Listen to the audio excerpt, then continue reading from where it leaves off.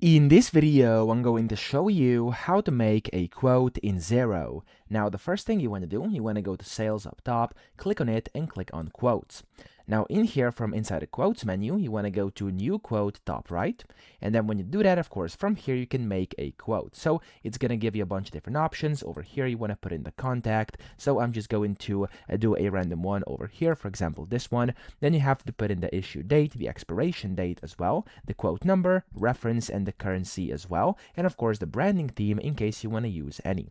Then here, if you want to assign this to a project, you can do that too, and of course you could go and manage tags over here. Then this is where you basically put in, of course, all the items. So I'm going to click on this one, for example, just like this. Now this is just some demo things in here just to show you how this works, and then whenever you're ready, you can click on save or send up top, and that way, of course, you can make a quote on Xero. So I hope this video helped you out. If it did, please subscribe to the channel and help me out as well.